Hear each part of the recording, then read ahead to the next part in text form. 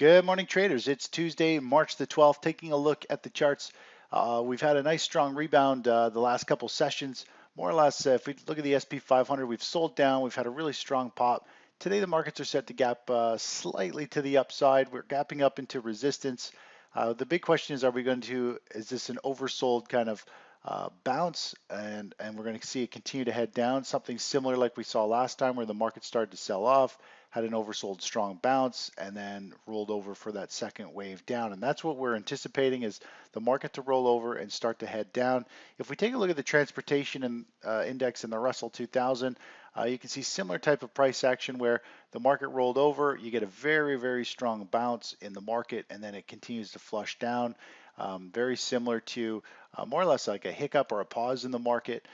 Something the same over here, where we're getting that kind of bounce and we're working our way up. These are usually leading sectors, so they are underperforming the rest of the market. This just could be an oversold bounce and everyone covering. And we might see that continue to roll over and push to the downside to create that ABC correction. We get a ABC correction. It's breaking this previous pivot low is what flushes the market out. Same as over here, you get a move, you get a little hiccup or pause, and then it completely flushed out. And that's what we'd be looking for here. A bounce and then a flush down in the market that could set up for a new opportunity to the long side. If we take a look at the Russell 2000 real quick, you can see similar type of price action. Market sells off. Now, if we take a look over at, let's look at the US dollar index. US dollar index has had a nice strong rally, which is what this last pop in the dollar put some downward pressure on gold. But right now, the dollar is testing up near some pretty critical resistance on the chart, and money the dollar is pulling back a bit from that area, and of course, money is moving into precious metals. But overall, we are in a very strong uptrend here. It's channeling to the upside, and we might see it continue to pull back sideways for a little bit, but overall still very strong momentum to the upside. These are nice measured moves, and we should start to see a break and a pop to the upside, which would put a washout low, and we'd see more or less miners and gold and silver pull back for that deeper correction that we're still looking for in the markets. Taking a look over at, let's pull up gold and silver. Silver and gold up this morning. Gold up 0.5%, silver up 1.2%. So we are seeing pretty strong pop in gold today. Obviously, the dollar is pulling back, and we're seeing the dollar continue to move up. It's trading near some short-term resistance here over the last couple trading days. If we look at silver, up 1.2, starting to extend to the upside. It's starting to get a little bit deeper into resistance, the 20-day moving average, which is also the day where the market broke down. It's also a previous pivot low, and a significant kind of area where the market has broken through and tagged a couple times and broke through in the past. So it's going to work itself up into this 1550, 1560 area, potentially start to run out of steam and roll over. As the metals roll over, that should coincide with the dollar starting a new move up. So we'll see if that unfolds. If we do look at the mining stocks, yesterday they did sell down. They did recover near the end of the day, but overall they're sandwiched here between the 5-day and the 20-day simple moving average, and we're kind of stuck under this through this kind of previous consolidation here. We'll see how the market moves. They probably set to gap up higher this morning around 30, near the highs, I guess, of yesterday. But overall, we'll see if this eventually rolls over for this ABC correction, which is what cleanses the market. An A, B, C correction. Ideally, if it breaks this low over here as well, that would create more or less a waterfall, really kind of a washout capitulation low with a knee-jerk reaction to the upside. When it can break these previous lows, this creates panic selling. If it breaks a deeper one, it creates even a bigger wave of panic selling.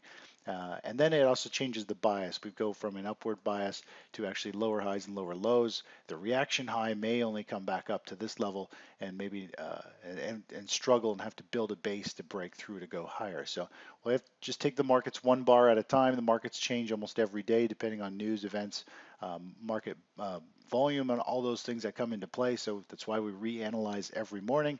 But overall, it has gone down, broken this previous low, and now it's having an oversold bounce, and we're waiting for some more selling to step in to the market. Looking over at energies real quick, natural gas relatively flat on the session. Yesterday it did move down nicely. We're looking for a potential move down to this 270, which is this breakout area, this previous high, this consolidation area in natural gas. If it fades back down into that area, depending on the type of candle, the bar setup we get, we may enter into a long position for a bounce up to the 3 mark or potentially even the 315 going forward. So we'll let it kind of work itself out, and we'll see what kind of pattern we get. If we get some lower reversal bar, we can potentially jump in for a follow-through move up to the 3 and 315 area. Crude oil up 0.9% this morning. This is the more or less a cup and handle formation. You could argue a really flat head and shoulders. You've got a potential shoulder, a head, more or less a shoulder. You got this kind of rising neckline, which not a fan of a rising neckline. I'd rather see it sloping down. But overall, you can see you've got this potential cup and handle formation, and it looks like it's threatening to break out here. The next move will be up to around the 62 if it breaks this level, and that'll act as the next resistance area on the chart. So the longer something flags, the more powerful the breakout will usually be, and that's kind of what we're looking at potentially for crude oil. Last but not least, let's take a quick look at Bitcoin. Bitcoin continues to flounder. If we just draw a resistance line across these previous highs, you can see we are still stuck under this area. It is on the verge of breaking and having a pop, but it just hasn't done so yet. We've seen it, depending if you go on closing bars, if we just go to price of bars closing,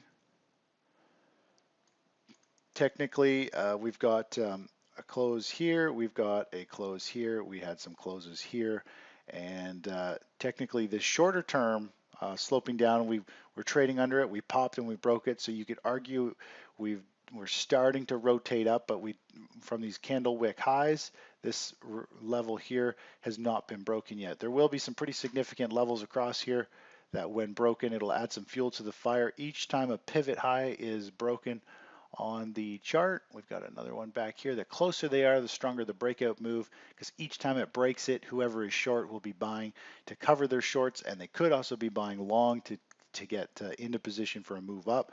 So it creates a very strong potential impulse move to the upside, and then maybe an overbought kind of pullback, and then potentially continuation move up to the 5,000 mark. So that's what we're kind of looking at potentially unfolding in Bitcoin here.